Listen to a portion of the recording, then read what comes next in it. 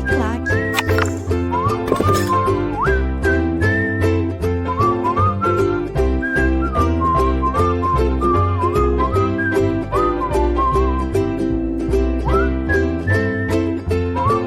Olá, meus amigos, minhas amigas, sou o professor Luiz Antônio Carvalho e com muito prazer, muita satisfação, vamos para mais uma grande aula para vocês. Nesta aula, a gente vai abordar o assunto aqui da resolução do Conselho Monetário Nacional, número 4539 de 2016, ok? Nós sabemos que o Conselho Monetário Nacional ele se reúne, toma as suas decisões e as suas decisões são revestidas através de uma resolução. E essa resolução ela é o que? Editada pelo Banco Central do Brasil, que faz a Secretaria do Conselho Monetário Nacional. Professor, tudo bem? Vamos lá, resolução 4539 de 2016. Professor, o que trata essa resolução? Essa resolução, ela trata aqui na ementa da resolução, ó, dispõe sobre, princípios e política institucional de relacionamento com clientes e usuários de produtos e serviços financeiros. Ou seja, o Conselho Monetário Nacional, através do Banco Central do Brasil, ele quer o quê? Ele quer instituir uma política de relacionamento com os clientes padronizados aí, pelo menos os principais pontos dessa política de atendimento, com todas as instituições financeiras aí sujeitas a essa resolução. Bacana? Então vem comigo. Então ele quer o quê? Instituir uma política de relacionamento, ou seja, quais são os direitos, quais as atitudes, os comportamentos necessários aí requeridos por parte das instituições. Vamos lá. Então, capítulo 1º, do objeto e o âmbito de sua aplicação. O que é objeto? Objeto nós já falamos, que é a política institucional de relacionamento e os seus princípios. E o âmbito da aplicação, Quais são as instituições financeiras que deverão obedecer essa resolução? Vem comigo. Artigo 1º. Essa resolução dispõe sobre princípios a serem observados no relacionamento com clientes e usuários, e sobre a elaboração de implementação de política institucional de relacionamento com clientes e usuários, de produtos e serviços pelas instituições financeiras e demais instituições autorizadas a funcionar pelo Banco Central do Brasil. E aí, prof, duas coisas. Então, toda vez que você estiver no comando de uma questão, resolução 4539, a resolução 4539 de 2016, ela trata de quê? Ela vai tratar de princípios e de política institucional. Professor, o que é uma política institucional? Uma política oficial. Ou você está comunicando para a sociedade como é que deve tratar determinado assunto, no caso aqui, relacionamento dos clientes. É isso o objetivo. Então, toda vez, cara, olhou lá, 4539, colocou na sua cabeça princípios e política institucional. E no finalzinho do artigo 1º, ele fala que é o seguinte: todas as instituições financeiras e demais instituições autorizadas a funcionar pelo Banco Central do Brasil estão obrigados aí a instituir essa política, E aí, professor, como toda regra, ela tem a sua exceção. E eu sempre digo para vocês, Eu sempre digo para vocês o seguinte, Eu sempre digo para vocês que o examinador adora cobrar exceções. Professor, qual que é a exceção? A exceção aqui, artigo parágrafo 1º. O disposto nessa resolução não se aplica às administradoras de consórcio e às instituições de pagamento que devem seguir as normas editadas pelo Banco Central do Brasil no exercício de sua competência legal. Então, olha só, apenas essas duas instituições não estão obrigados a aderir aos princípios que essa resolução vai instituir e nem a obrigação de instituição da política institucional de relacionamento com clientes e usuários. Quem são? Administradoras de consórcio, marca esse negócio. E as instituições de pagamento que devem seguir as normas editadas pelo Banco Central do Brasil. Parágrafo 2º.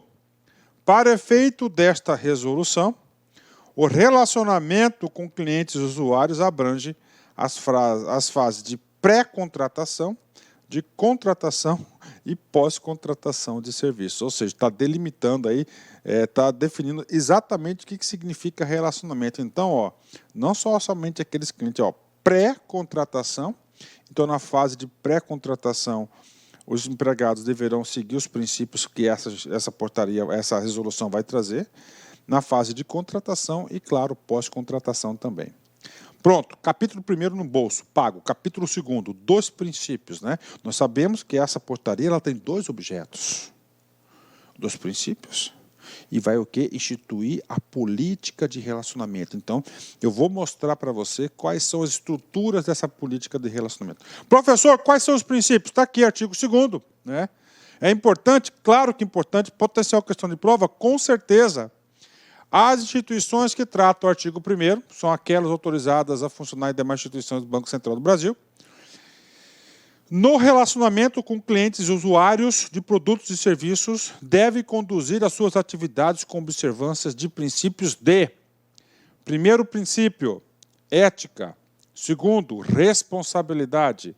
Terceiro, transparência. Transparência e diligência. 4, proporcionando a convergência de interesses e a consolidação de uma imagem institucional de credibilidade, segurança e competência. Então, esses são aqui os princípios institucionais que as organizações deverão seguir. Bacana? Então, esses são os princípios, né? Artigo 3º. A observância do exposto segundo. O artigo 2º fala do quê? O artigo 2º fala dos princípios, né? Requer, entre outras, as seguintes providências. Desculpa, gente. Então é o seguinte, olha só, o artigo 2º trata do quê? 2 princípios, né? 2 princípios, agora ele está falando, requer, entre outras, as seguintes providências. Ou seja, o legislador está obrigando aqui agora uma série de requisitos, né, e exigências que as instituições financeiras terão que fazer. Agora, quando ele coloca entre outras, significa dizer que não é somente essa, né, não é exaustiva, né? Nós temos o quê? Outras obrigações que as instituições deverão fazer, não somente essa, mas essa aqui o legislador quis priorizar. Quais são? Primeira, promover a cultura organizacional que incentive o relacionamento cooperativo equilibrado com clientes e usuários, né? Muito bonito, né? Parte de gestão de pessoas, né? 2, dispensar tratamento justo e equitativo a clientes e usuários. E, finalmente, né, assegurar conformidade e legitimidade de produtos e serviços. Ou seja, está exigindo que as organizações se organizem nesse sentido. Parágrafo único do artigo 3º. O tratamento justo e equitativo, tá, a clientes e usuários que tratam o inciso 2º do caput abrange inclusive. Ou seja, vamos lá, ó, observância dos princípios, né, dispensar tratamento justo e equitativo dos clientes, né? O que ele fala aqui? Abrange o seguinte, ele quer detalhar. Vão comigo aqui. Primeiro, a prestação de informações a clientes e usuários de forma clara e precisa a respeito de produtos e serviços. O atendimento a demandas de clientes e usuários de forma tempestiva. O que é tempestiva? No prazo certo, na hora, né? E 3, a inexistência de barreiras, critérios ou procedimentos desarrazoados, bonita palavra, hein? Para a extinção da relação contratual relativa a produtos e serviços, bem como para a transferência de relacionamento para outra instituição a pedido do cliente, né? Então, a inexistência de barreiras. O que esse cara aqui está fazendo esses dias aí? Eu vou falar para você, eu tinha um cartão de crédito, né? Tá? Cara, tinha um cartão de crédito meu e resolvi cancelar. Liguei lá na central, cara, não tive barreira nenhuma, foi facinho. Aí, ó, tá cumprindo, né? Ó, inexistência de barreiras, critérios ou procedimentos desarrazoados para a extinção da relação contratual relativa a produtos e serviços, bem como a transferência de relacionamento para outra instituição a pedido do cliente, né? Antigamente aí, cara, era a maior parte você cancelar alguma coisa, né? Pronto, acabamos aqui o capítulo 2º. O capítulo 2º fala especificamente sobre os princípios, né? O capítulo 3º é o capítulo mais longo dessa resolução, Porque nós sabemos que essa resolução, nós temos dois assuntos a serem tratados, né? Os princípios, está pago, já está explicado, e agora a política institucional, ou seja, cada instituição vai ter uma política oficial de relacionamento com clientes e usuários, né? Claro que a resolução, que o legislador trouxe aí os principais itens a serem incluídos nessa política. Nessa política tem que ser formalizada, em papel. Esse capítulo 3º, nós temos duas sessões. Primeira sessão, da elaboração e implementação da política institucional de relacionamento com os clientes, e nós temos uma outra sessão que a gente vai falar já já. Artigo 4º, vem comigo. As instituições que tratam o artigo 1º devem elaborar e implementar a política institucional de relacionamento com clientes e usuários que consolide diretrizes, objetivos estratégicos e valores organizacionais de forma a nortear a condução de suas atividades conforme o disposto no artigo 2º. Vem comigo. Então, ele está falando o seguinte, para você ter uma política, tá? Então, a instituição tem que elaborar, consolidar diretrizes, objetivos estratégicos, e definir os seus valores organizacionais, né? Olha aí. Ou seja, esses caras aqui, tá? Ele é um produto chamado, né, de identidade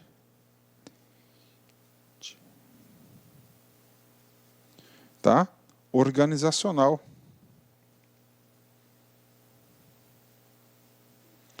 Que é um produto feito lá no planejamento estratégico, né? Olha aí, conceitos de administração, né? Olha aí, né? Então, pronto, né? Olha como meu curso de administração foi muito bem feito, né? Glória a Deus, né? Bacana, vamos continuar. Parágrafo, então é o seguinte, o que diz o artigo 4º? Olha, dentro da sua política, você tem que falar os valores organizacionais, ou seja, quais são os valores que vão orientar a organização, quais são os objetivos estratégicos da organização e, claro, quais são as diretrizes aí. Faltou falar só da missão e da visão de futuro, né? Parágrafo 1º. A política que trata o CAPT deve ter, deve ser aprovada pelo Conselho de Administração ou, na ausência, pela diretoria da instituição. Ou seja, tem que ser um documento oficial da organização para que todos obedeçam esses seus ditames, né? 2. Ser objeto de avaliação periódica, tranquilo. Definir papéis e responsabilidades no âmbito da instituição. 4. Ser compatível com a natureza da instituição e com o perfil de clientes e usuários, bem como as demais políticas instituídas. 5. Prever programa de treinamento de empregados e prestadores de serviços que desempenhem atividades afetas ao relacionamento com clientes e usuários. Olha só, prever um programa de treinamento, né, cara? Um programa aí de capacitação, um plano de capacitação. Claro, né? Para quê? Para melhorar o relacionamento. Então, você tem uma política de relacionamento de clientes, você quer o quê? Melhorar os índices de avaliação aí desse relacionamento com os clientes. Claro que o treinamento é fundamental nessa atitude, né? Prever a disseminação interna de suas disposições. Ou seja, o que é a disseminação interna? É integrar essas práticas da política de relacionamento na cultura organizacional, né? E ser formalizado em documento específico. Professor, ser formalizado em documento específico significa dizer o quê? Que deve ser escrita, papel, aprovada pelo conselho ou pela diretoria, né, dependendo do estatuto aí, do contrato social da instituição financeira, né? Tem que ser algo oficial. Bacana. Parágrafo 2º. Admite-se que a política que trata o CAPT seja unificada. Opa, o que significa o artigo 2º? Que é uma exceção, né? Qual que é a regra geral? Cada instituição financeira, você tenha uma política definida para ela. Aqui ele fala unificada, ou seja, né, quais é uma exceção, né, unificada, né? Porque, ó, conglomerado. Então, você tem um conglomerado Itaú, por exemplo, Bradesco, Banco do Brasil, Caixa Econômica gigantesco, você pode definir uma única política de relacionamento para todo o conglomerado, né? E até concordo que você não pode ter dentro do conglomerado, né, 2, 3 políticas diferentes, tem que ser uma só, né? Sabiamente aqui o legislador sobreviver essas exceções, né? Isso aqui é exceção. Exceção, fica ligado, olho aberto, porque pode ser objeto de prova, né? Segunda exceção, sistema cooperativo de crédito, né? Então, sistema cooperativo de crédito pode ter uma só para todo o sistema de crédito, né? Por quê, professor? Porque, cara, fazer um documento desse, cara, você vai ter que gastar, cara, com pessoal, com consultoria. É papo reto, sério, ele gasta dinheiro, com certeza. Parágrafo 3º, vem comigo. As instituições que não constituírem a política própria em decorrência da faculdade prevista no capítulo 2º, que é unificada, devem formalizar a decisão em reunião do Conselho de Administração da diretoria. Ok, tranquilo, né? O documento que trata o inciso 7º, que é a política escrita formalizada, o inciso 7º, né, do parágrafo 1º, deve ser mantido à disposição do Banco Central do Brasil. Pronto, está paga a seção primeira. E agora, a segunda e última seção da lei, desse capítulo de quê? Desse capítulo da política de relacionamento. A seção 2 vai falar do gerenciamento da política institucional de relacionamento com clientes e usuários. Ou seja, na seção primeira, ele se preocupou com o quê? Em instituir a política. Obrigou, inclusive, o conselho lá a editar, ok, e agora? Não adianta você fazer as organizações fazerem uma política linda e maravilhosa se você não tem gestão, se não faz acontecer, que é o caso aqui, ó, do gerenciamento. Cara, o que você não gerencia, você não tem resultados, né?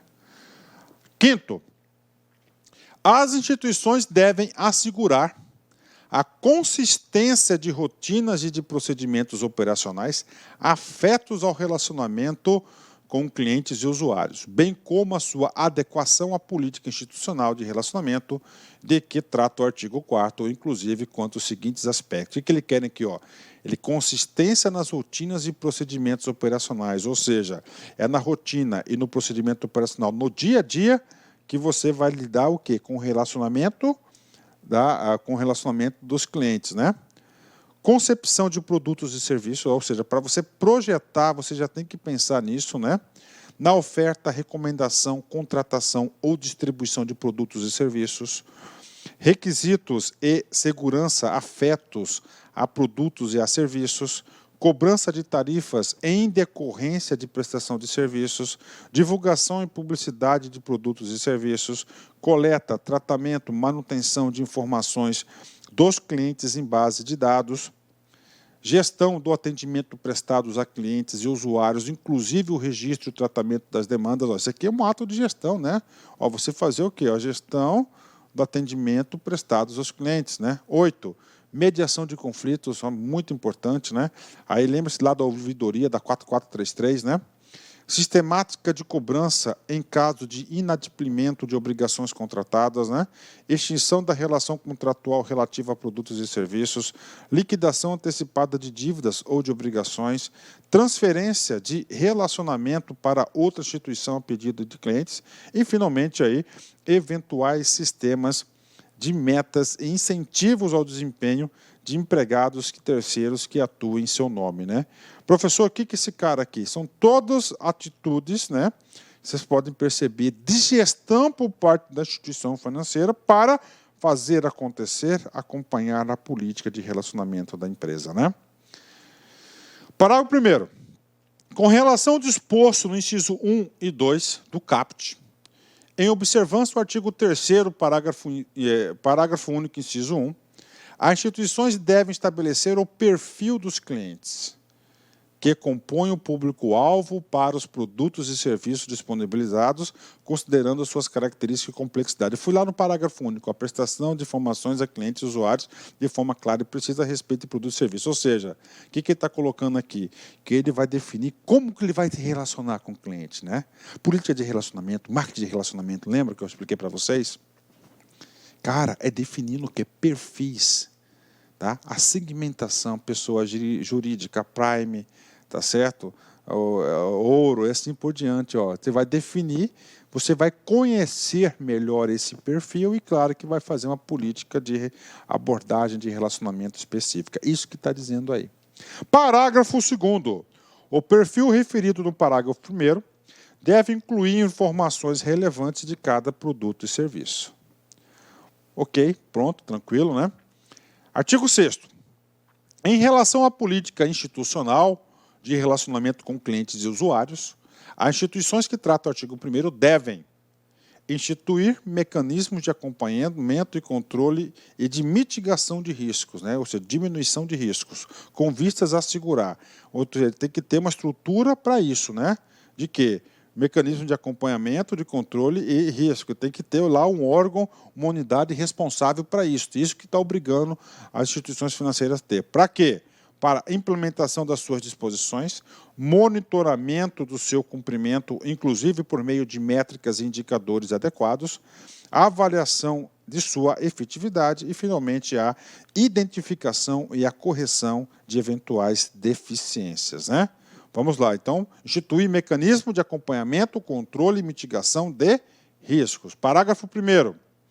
O mecanismo que trata o caput deve ser submetido a testes periódicos pela auditoria interna, consistentes com os controles internos da instituição.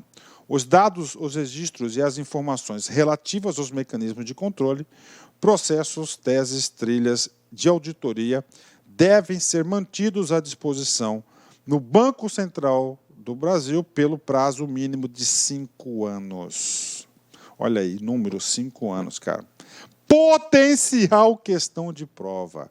A Banca Sens Gran Rio, em especial, tá, adora cobrar esses números aqui. Então é o seguinte, tem que ter o quê? Tem que ter a criação de um órgão específico. E nesse órgão específico, ele vai fazer a gestão e toda a documentação ele tem que mandar a guarda tem que manter guardado por 5 anos, né? Pronto, disposições finais aí, gerais, né? Terminando aí a resolução.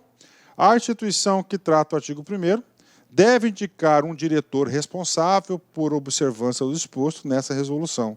Ou seja, ele tem que indicar um cara responsável por fazer acontecer dessa resolução dentro da instituição financeira e, claro, comunicar lá o Banco Central, né? Fica o Banco Central do Brasil autorizado a baixar as normas e adotar medidas julgadas necessárias à execução do disposto nessa resolução. Essa resolução entra em vigor 360 dias após a data da sua publicação. É claro que já entrou em vigor há muito tempo, né? O que acontece? Como você está percebendo aqui, que o Conselho Monetário Nacional está exigindo muitas coisas das instituições financeiras. Então, ele deu um prazo longo. Normalmente, as resoluções entram em vigor na data da sua publicação. Aqui ele falou, ele vai entrar em vigor 360 dias após, tá? Após a publicação. Para quê? Para dar um tempo para as instituições financeiras se organizarem, né? Esse período da publicação até a entrada em vigor é o nome de vacatio legis, né? Oh, professor, bacana. Vem comigo aí, encerramento de praxe aí, né? Mais uma aula paga, né? Talvez eu seja enganado inúmeras vezes, mas não deixarei de acreditar que em algum lugar alguém merece a minha confiança. Aristóteles, né? Sou fã de Aristóteles, né? Isso mesmo, né, cara? Você sempre tem que acreditar. Porque o dia que você deixar de acreditar, cara, acabou. Forte abraço, fique com Deus. Até a próxima, se Deus quiser. Fui! Tchau! Clique lá